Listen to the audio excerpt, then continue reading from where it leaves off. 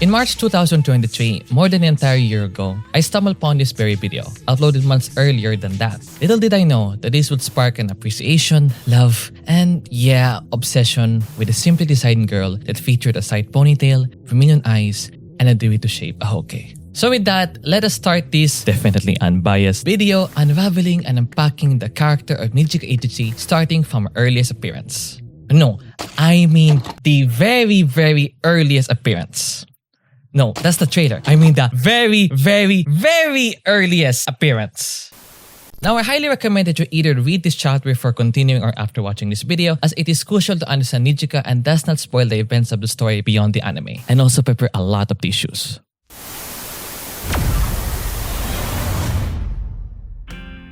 Nijika Ijichi was born on the 29th of May and raised by a loving family of 4. Her name, Nijika, takes its etymology from the words rainbow, Niji, and summer, Ka. Her family's surname Ijichi stems from that, I, earth and ground, Ji, and no wisdom, Chi. A fitting name for her since she is the one who keeps her band steady or grounded while sharing her wisdom. She was born 12 years after her older sister, Seika. She was raised under the caring arms of her mother, who I must say is a top-tier mother, as you may know if you read this already. Her father appears to be a distant figure whose main priority was earning money for the family. Other than her mom, she had a close relationship with her older sister, that is, before Seika began playing for a band. The manga chapter starts off from Seika's perspective of chasing her dream to make it big with her band in the world of rock music. Seika was so obsessed with this dream that she began neglecting spending time with her family, especially Nijika. A notable trait of hers shown in this chapter is that Nijika values connecting and bonding with others. This is evident in how upset she becomes when the band takes Seika away from her. It's common for young children to be attention hungry, but Nijika takes it a step further. She becomes so upset that she swears she'd never set foot in a lifehouse again. Now let's backtrack quickly and spill the main theme of this analysis: dreams. I want all of us to keep this in mind as this entire video will revolve around them. Returning to the first pages, we note with more significance that Seika was chasing a dream. She was 21 during the events of this chapter, a typical young age for many individuals to pursue their careers and passions with full force and dedication. There's nothing wrong with chasing dreams. In fact, I'm sure many of us when we were young would get bombarded with a dreaded question, "What do you want to be when you grow up?" As annoying as it is to hear it again and again, it also happens to be a very significant question for life. While Seika was chasing her dream with an almost toxic obsession, Nijika on the other hand initially startled me with her original dream. When her goated mother was tucking her into bed after Seika stormed out of the house and vowed to not return for an entire month, which made Nijika really sad. They began to have a conversation related to dreams and aspirations. Nijika was outraged by what the band had done for her once close bond with Seika and declared that she would never live a life like her older sister and would pursue a peaceful, normal life as a civil servant. Which is rather odd given her age of 9 years. Most children during this age will dream wild and big like, "Yeah, he's a pilot, great!" This is because, based on my understanding and experience, we once felt that the world was for us to conquer, that nothing could stop us and our dreams would be wild and become reality. Or so we believed. But for Nijika to dream this modestly could be the result of either seeing the delinquent life her sister has turned to, or that which her mother guesses was simply the result of Nijika's naivety to that sort of thing. Her mom, deep inside, knew that that humble dream of being a civil servant was not what her youngest daughter was destined for. She told Nijika that despite Seika being absent most of the time, she found her oldest child chasing a dream to be amazing. She knew that Seika had found her dream with the sheer amount of passion and dedication she placed towards her aspiration. Whenever she saw Seika on stage, she was a proud mother seeing the fire in Seika's playing as a guitarist. Their mother never got a chance to live her youth chasing her dream, which became one of the biggest regrets she had. So she wanted for both Seika and Nijika to chase a dream, and she would become the proudest mother on earth if Nijika were to pursue a dream like her older sister. Before saying goodnight to her, she leaves a quote that should be engraved in the annals of history. "When things get tough, dreams are the light that will illuminate your way forward." Faster than a candle extinguished, the once wholesome and intact Ijichi family was shattered by an accident that killed her mother. I will try my best not to be emotional this early on, but this panel and what happened after got me crying for an hour straight when I read this for the first time. Personally, what hurt me the most was the emotional and psychological pain Nijika must have felt after losing the only close figure in her life at such a young age. Their father was distant and her older sister was busy with the band. To lose the one person who was taking care of you and staying by your side, not to mention being your freaking mother, is anything beyond what a 9-year-old girl could and should ever face. face. Man, I would hug Nijika right now. This tragic event affected Nijika immensely and her life was never the same. Her older sister tried to escape the reality of what happened by continuing to be with her band. But a fateful call from her father would soon change everything. She returns home seeing a hopeless and listless Rainbow Summer. Her father attempted to comfort her but no luck. Nijika kept screaming that she didn't want to face school, that she didn't want to go outside, that she didn't want to face life. Someone give me another pack of tissue. Seika tries to comfort her, but the next line from Nijika shatters her very core. I can't tie my hair. Mother is not here anymore. Nijika always had her hair tied by her mother, who would have an assortment of ribbons to choose from when she was still around. Nijika's words shatter Seika, reality finally hitting her like a truck. She realizes how brutal it was for Nijika to be alone, to face the fact that her mother was gone, face the emptiness of loss, to grieve alone. I'm sorry. I'm so sorry, Nijika. The last time Seika had met with her, her mother had made a request with the intent of safeguarding her two daughters, knowing that she and her husband would inevitably be gone someday. She asked Seika to take care of Nijika and forge the strongest bond sisters could ever have. Seika at the time thought little of it, but after facing reality now, vowed to keep the promise to make her mother happy from the beyond. This is turning to a Seika analysis. With this, Seika now began taking care of Nijika, starting by tying her hair with a ribbon from a box of candy. This is the very same ribbon Nijika is never seen without for the rest of the story and beyond. Then to Nijika's initial disapproval, they visited the live house where Seika would perform. Nijika might have stated that she would never step inside a live house, but both her mother and her older sister knew she secretly wanted to. When Nijika entered the live house and heard the first notes of her sister's band, a faint flashback entered her mind. She remembered a night with her mother where they talked about dreams and where her mom uttered the same quote from earlier. When things get tough, dreams are the light that will illuminate your way forward. This is where the story of Nijika truly began. A girl devastated from the grief of her mother's loss with completely shattered hope and no guiding light. Her mom was right all along. Nijika's first dream was not enough to keep her going, especially with what happened. But ironically, the very cinder that would respark her life would come from the place she least expected. From her delinquent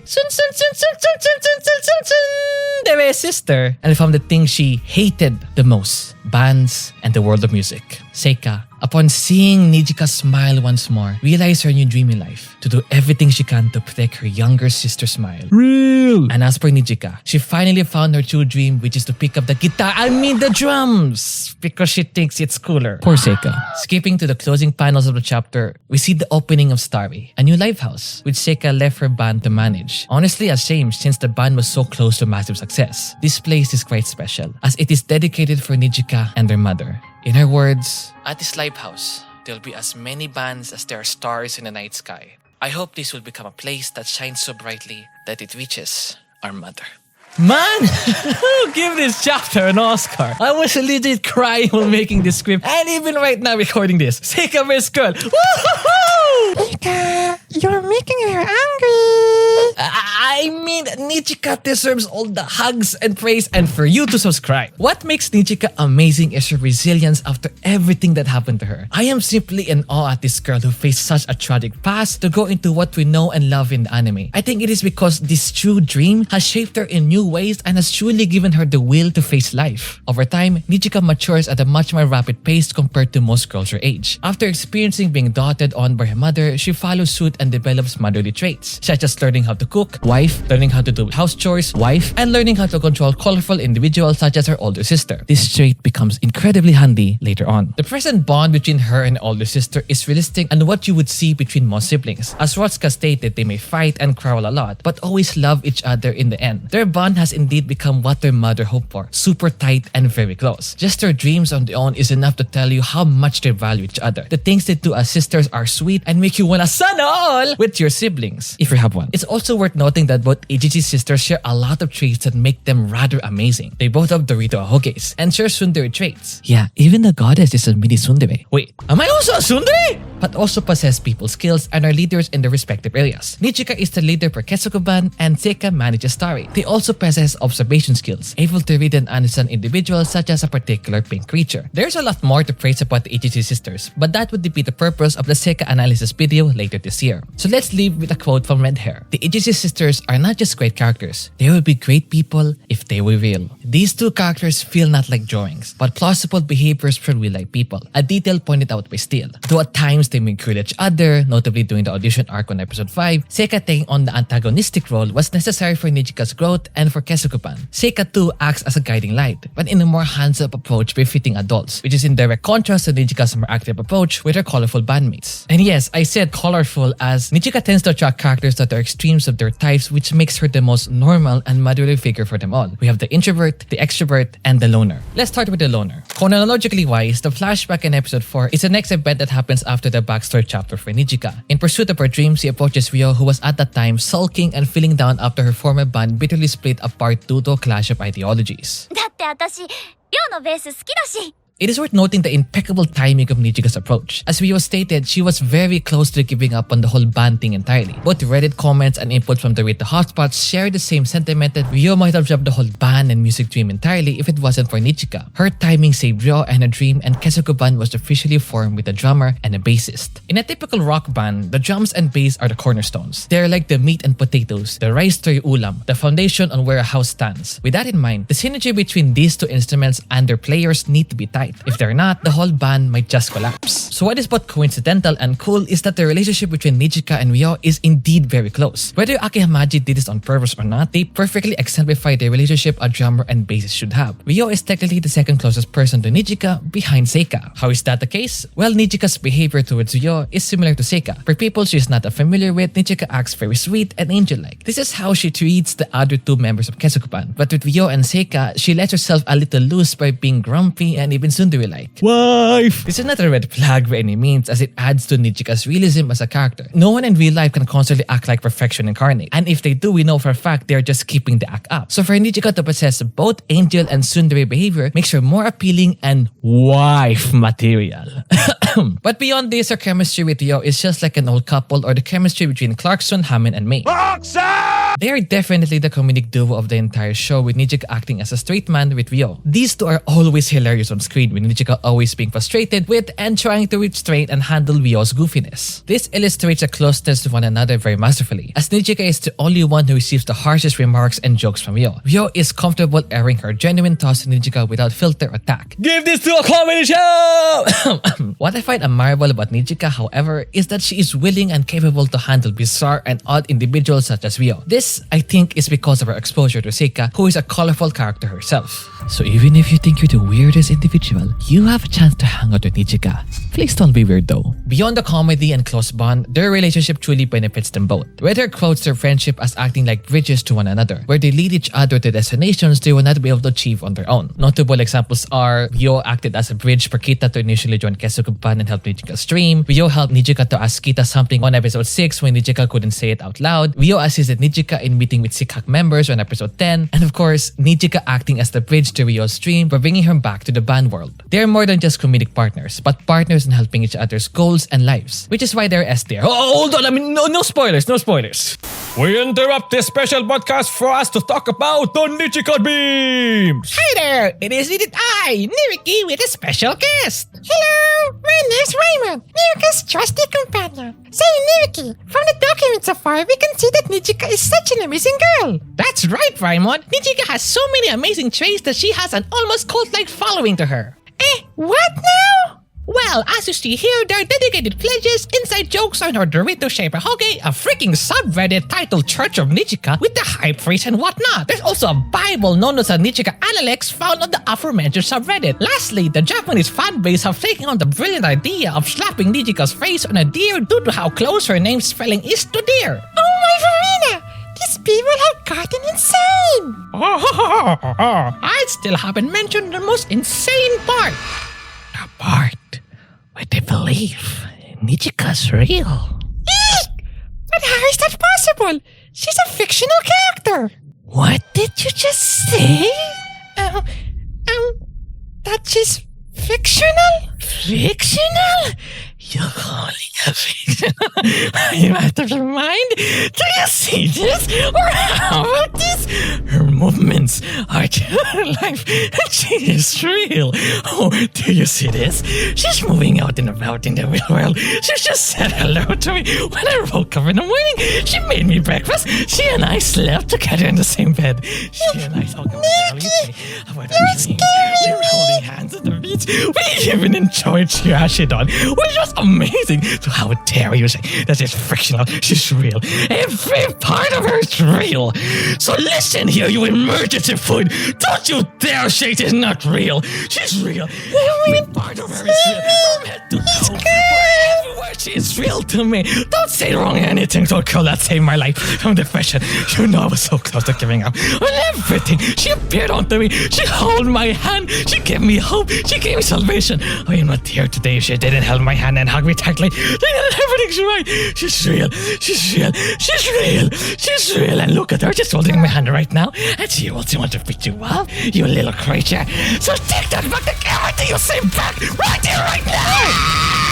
It looks like Nirika himself did not take his pills, but let me take the time to remind the viewer that if we have symptoms related to schizophrenia and other mental health issues, please do not hesitate to seek professional help. We may joke on these issues for the sake of the meme, but we are not certain if there are actual people who suffer this amongst the community, so reach out and live healthily. Moving over to the extrovert Iku, Kita. I have already discussed with my Kita analysis video on how surface level the relationship between these two is, so this section might be the shortest of the entire video. But I want to add that Nijika is the leader despite being less outgoing than the actual son that is Kita. There are times in the anime where she herself tames Kita's extroversion and helps her to not go off course in the topic and purpose of an event. She can go along very well with Kita's energy, notably in episodes 4 and 7, which sometimes makes it too indistinguishable, which was a problem during the production of the anime. Kirara, the lead character designer, stated in an interview with Sakuku blog that many of the staff approached him on how to draw Kita and Nijika in a distinguishing manner. The solution they found was to draw Nijika in a more adult and mature way fitting her role, while for Kita, she's drawn more childlike and has a bubbly feel. Her smile, for example, appears more childish compared to Nijika's. One thing I noticed as well with their character designs are the eyelashes of the two. Nijika is more circular around, while Kita has more boxy square eyelashes. Watch me make an artistic analysis one day. I also have to commend Nijika for being kind and forgiving. Despite running away from Kessoku-ban initially, Nijika was instantaneous in forgiving Kita and even blamed herself for not noticing the 6-string bass she was carrying around. Oh, woe is you! To end this segment, let us have another quote from Red Hair. If the bubbly Kita is like the always glowing sun, then the caring Nijika is like a lighthouse. Which is very fitting as Nijika can also be overwhelmed by the radiant sun that is Kita submitting to her request on episode 9 on making the most of that summer day and their youth. She was almost eviscerated into a pile of ashes. Speaking of youth, let's talk about the most Nijika song from all of Kessoku-ban's hits, What Is Wrong With. This song, which is thematically about youth and the transition into adulthood, helps us better understand what keeps Nijika going and facing life. Her dream and ambition are woven throughout the lyrics. However, in the pre-chorus, she ponders if this dream she has is as bright as a sunset sky. Does it hold the same light her mom told her about when she was young? The choruses delve into existential themes, questioning her purpose in life and anxieties and stresses that come with growing older. But despite these challenges, she still expresses optimism and hope. And in the bridge, we have a full explanation of Nijika's life philosophy. She states that even in the face of uncertainty and the struggle against life's currents, the present moment itself is a precious gift. You see, a common trait of dreamers is that they can be too obsessed with their dreams. They can spend all their time and effort in making their dreams a reality. This obsession, from my perspective, leads to narcissism and using others towards their benefit. There are many anecdotes and stories of rising CEOs ruining their sleep, YouTubers and anime studios, MAPPA, overworking their staff and underpaying. I, for one, back then was obsessed with a pursuit that led me to ruin my social connections. I regret that I still linger on. But Nijika's philosophy is the right approach to life. This could stem from what happened with her sister and mother. Seika later on lives by this philosophy as well, to strike a perfect balance of living and dreaming. Yes, the dream still makes her heart beat, but it's not a do-or-die situation. As stated earlier, she values the people around her immensely. She doesn't just use her bandmates for her goals, but builds genuine, authentic relationships with them. She takes on the task of carrying the dreams of her bandmates as they help her with her dream. Not to mention that she's still a high schooler who has a lot left of her youth to experience and enjoy, hence why she balances it out, pursuing her dream and living life. A key example is episode 9, which was dedicated to creating a memory. She did not object to the idea of using that day as a get-together for the band, as she knows that enjoying youth is as important as chasing a dream. But another detail from this song is that we get to see a glimpse on the hidden vulnerabilities of Nijika. Behind kind of girl that is bright and possesses exceptional leadership traits, and despite the tools to pursue her dreams, she grapples with a gnawing sense of loneliness, uncertainty, and fears. We all have fears. You may have fears as simple as being afraid of spiders, like me, of heights, and even the fear of people. But what is Nijika's fear? A fear sometimes can be connected with your dream. And that is true for Nijika. In fact, we can see this in action during episode 5. When Seika misleads the band into thinking that they have failed the audition by giving blunt criticisms on their playing, we see one of the two moments where Nijika was sad and hopeless. This shows how much this dream means to her, that she treasures it immensely, and if it was taken from her, it will leave her devastated, the same way she was after losing her mother. It is a blessing that this was a subversive moment, but what if, hypothetically, doing your first official concert as the band, things go very, very wrong? What if a typhoon struck at the day of the concert, slashing the amount of people in your audience in half? What if most of the audience doesn't know a thing about you or your band? What if, despite trying to motivate everyone as the leader of the band, you yourself feel nervous and anxious about your performance? And what if doing the first song, you guys sound awful? For any band to experience all this in the first ever concert would be downright heartbreaking and cripplingly demoralizing. There would be little to no chance for that hypothetical band to ever make it big after such a terrible sequence of events. And Nijika, despite all her optimism and positivity, despite her drive, despite her potential, her efforts, her sweat and tears, was about to lose everything. Her dream, her pursuit, her passion, her guiding light was about to fade away.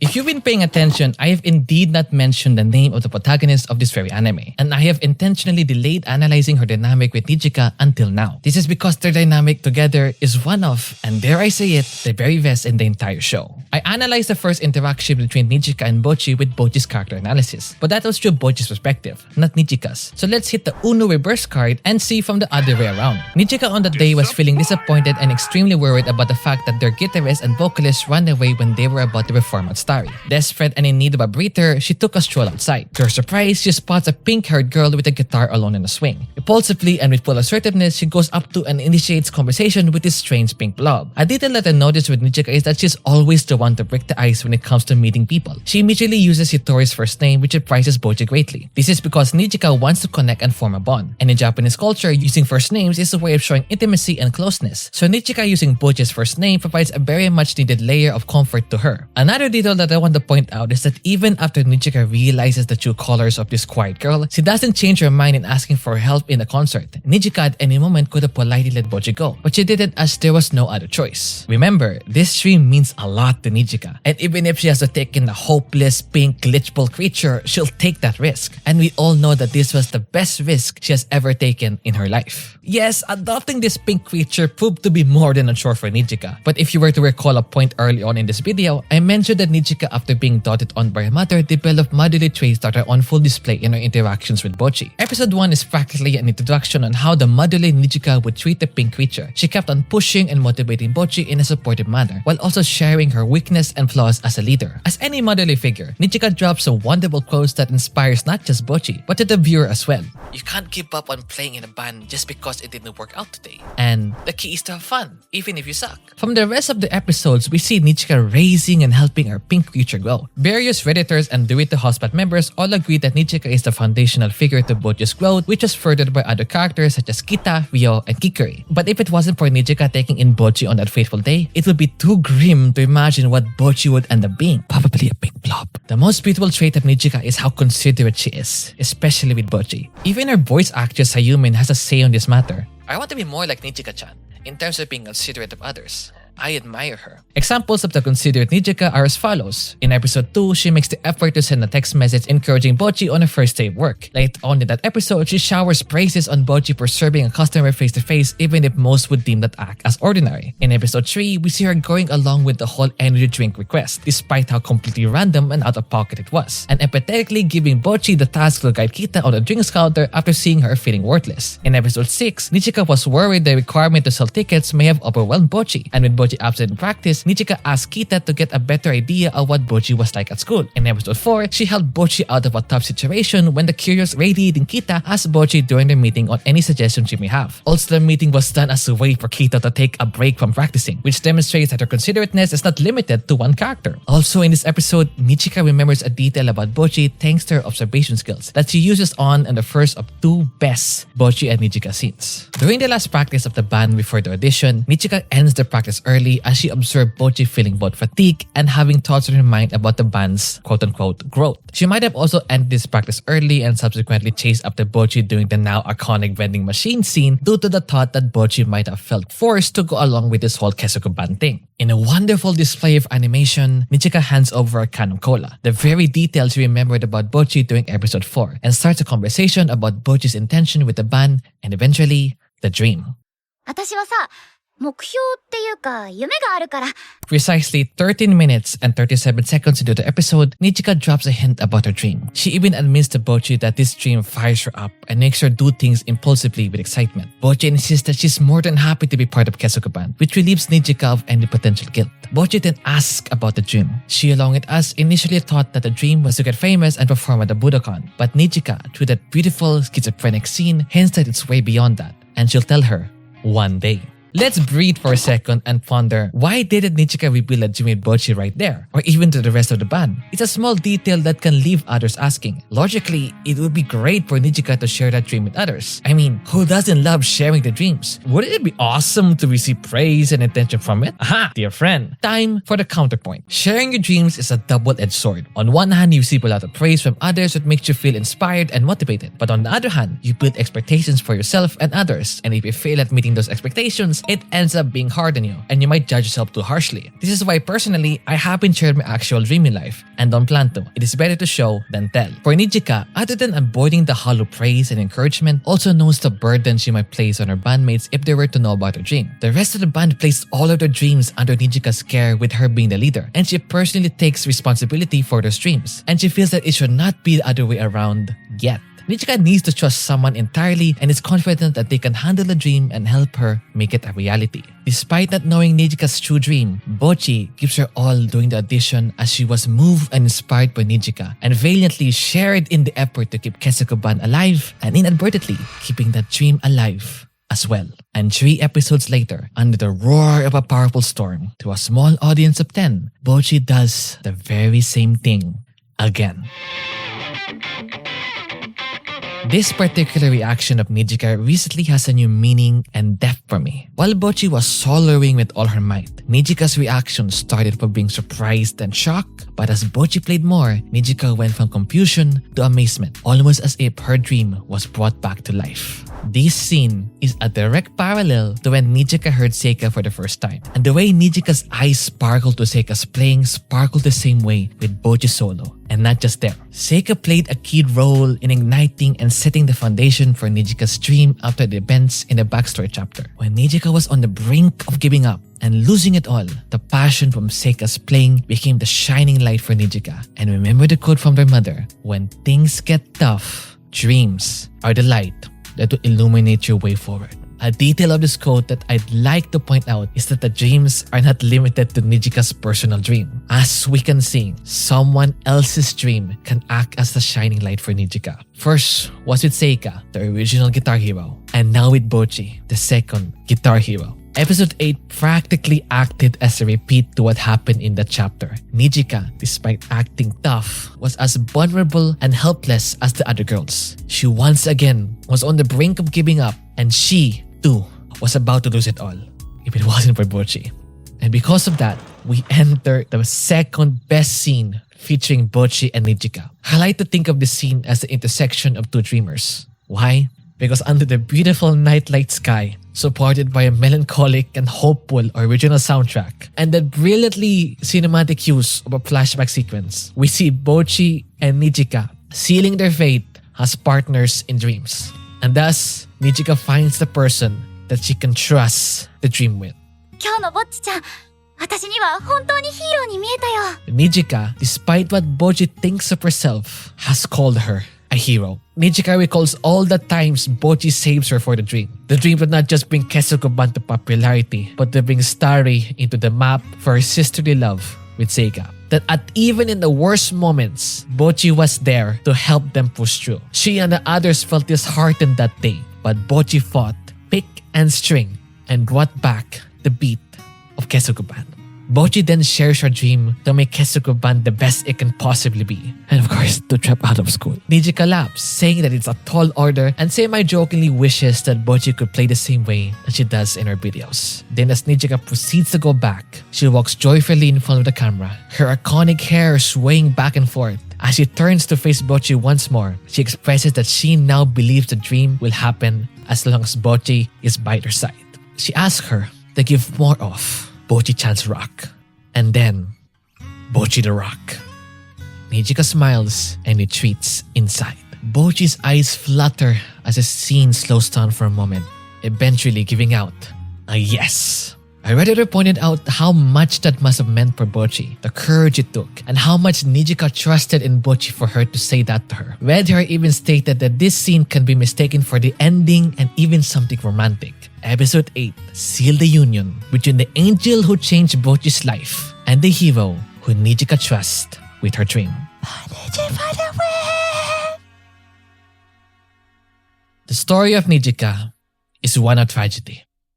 No person on earth deserves to go through the suffering that she went through on her own. But what sparked and made her live once again was a dream. A dream from her mother for her and her sister. A dream from her sister for her. The dreams of her bandmates for Kessoku-ban. And the dream of Hitori Goto becoming her hero.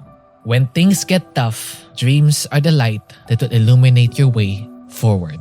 And Nijika is and will always be a shining light to not just Kessoku-ban, but to you and I. After all the tears when creating this video, the thing that struck me the most about Nijika is how much a simple dream grew her into the person she has become. This video has made me think of my own dreams and aspirations. But beyond the scope of dreams, we see the purity of our heart. Let's be honest with ourselves. Our dreams are probably fueled by selfish desires to either be popular and be remembered. My dream is close to that. And even Bocchi's dream can be considered selfish. But hey, that's fine. We humans simply want to be remembered in history and leave behind a legacy. But compared to Nijika, our dreams pale in comparison. The core of her dream is rooted in family and sisterly love. In all the characters I've seen from anime, I have never seen a character so benevolent and selfless as her. She is a reminder that good things will happen if you do good for others. She truly is the paragon of human virtue. She has the purity of an angel. Thus, she's the angel of Shimokitazawa. However, she's not just an angel. From her interactions with Ryo and Seika, we see that she's just like us for real.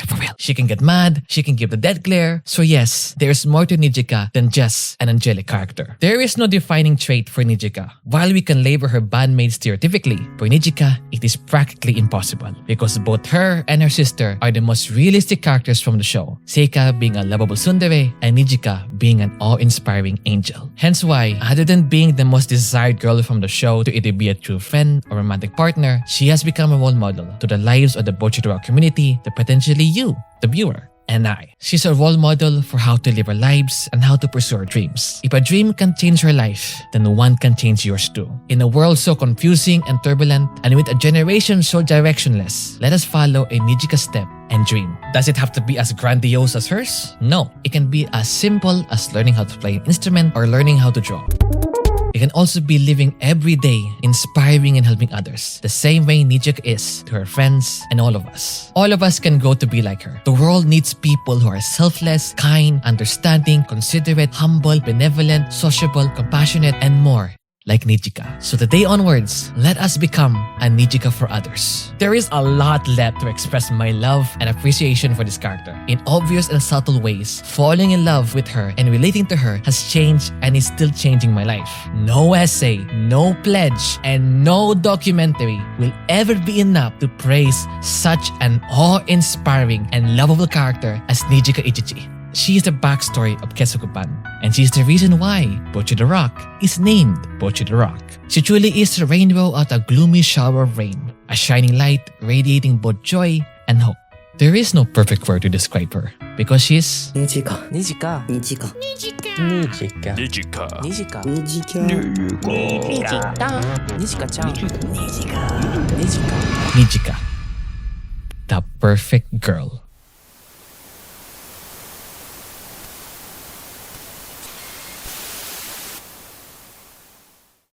I'm so glad you're still here in the video. I know this was extremely long and I know I overcooked. I'm really sorry. But thanks once again to the members of Dorito Hotspot for their input and helping me on this video. Thanks as well to my thumbnail designer Nick, proofreader Rotska, and subtitler E. I honestly could not have done this without you guys. Happy birthday to Nijika. If you enjoyed me dissecting Nijika's character, then you should check out my analysis of Kita's and Bocchi's character by checking out these videos. Okay, off I go. Bye!